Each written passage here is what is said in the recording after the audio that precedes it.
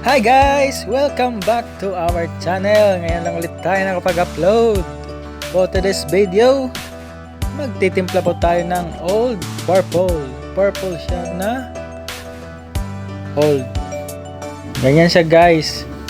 Parang vintage ang kulay. Hindi siya masakit sa mata. Ayan guys. Timplahin na po natin sa mga hindi pa nagsusubscribe dyan. Baka naman, subscribe na po kayo. Salamat!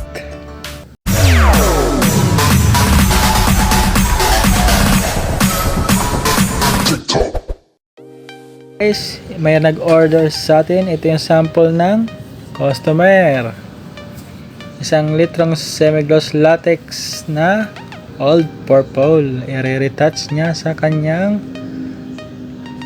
pader. Ayan, binawasan ko muna yung 1 litrong semi-gloss latex white. Ayan guys. Linisin yung mga gilid para hindi sumama mamaya pag tinimplahan natin. Okay guys, simulan na natin sa paglalagay ng Acricolor Permanent Violet. Ayan guys. Pag nilagay natin yan, sigurado mag-purple agad yan. Kaya papatayin natin ng chocolate brown. Ayan, haluin muna natin guys. Ayan.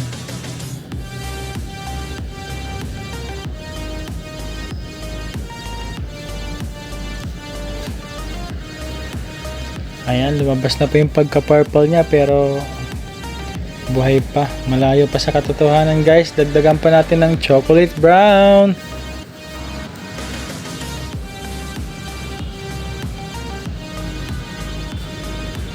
Haluin lang po nating mabuti para lumabas yung kulay niya. Halongkatin hanggang ilalim para sumama yung mga nasa ilalim na puti. Ngayon guys, light pa tayo. Kailangan pa natin dagdagan ng brown. Ayan guys, konti-konti lang. Huwag nagtitimpla tayo, dapat paunti-unti lang hanggang sa makuha natin yung kulay.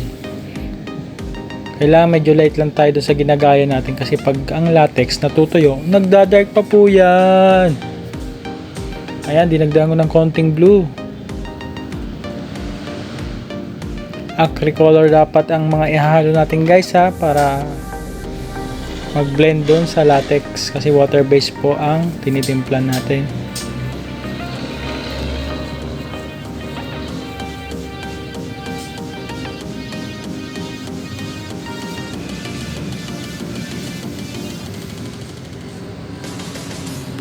Ay, medyo natagal ng konti, may bumili.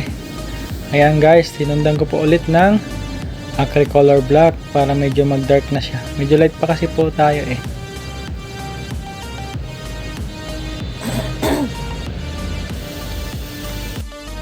Ayan guys, medyo malapit na.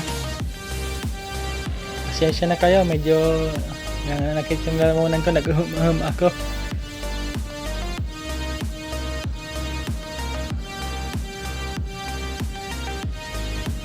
Ayan guys, sige lang.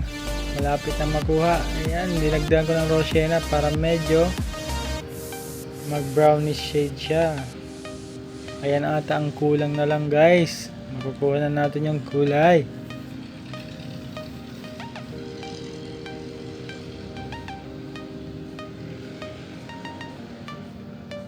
Dapat sa pagtitimpla, paunti-unti lang guys, makukuha nyo rin yan. Makikita nyo dyan oh, kung anong kulang. Tulad niyan, kulang sa blue at saka black. Kasi nag-gray yung kulay pa eh. Yan, dagdagan po natin ng Acricolor blue at Acricolor black.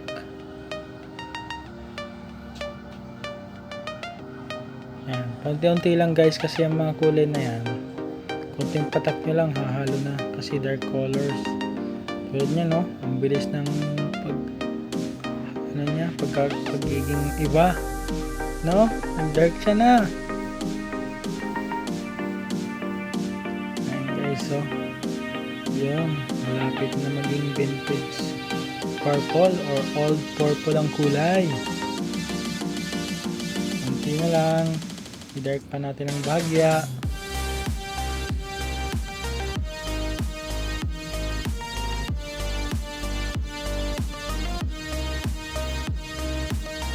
konting black at saka blue ulit. Yan ang pampadart natin.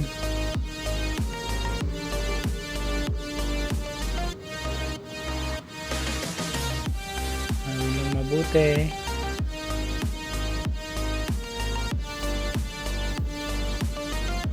Sa mga gustong matuto ng mga iba't ibang klase ng kulay ng pintura, mag-subscribe lang po kami sa amin.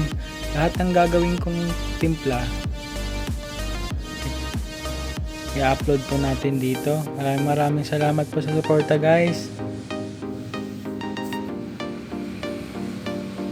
Ayan guys, konting purple pa, makukuha na natin yung kulay.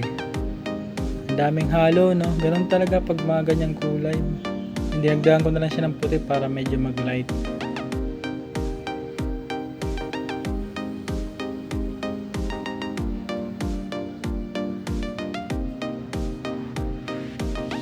Ayan guys, konti-unti na lang makukuha na natin yan.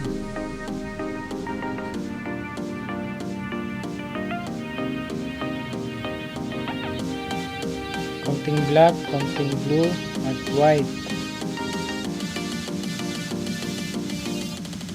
Haluin natin mabuti.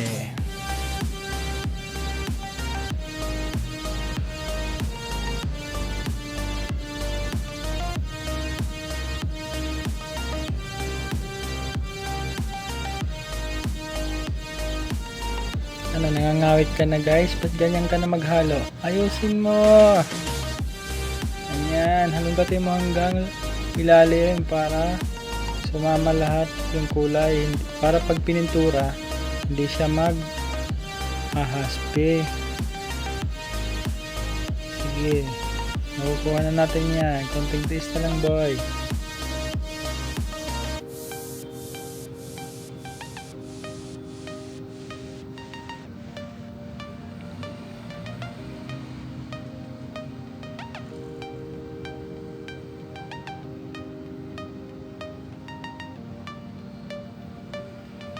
Ayan.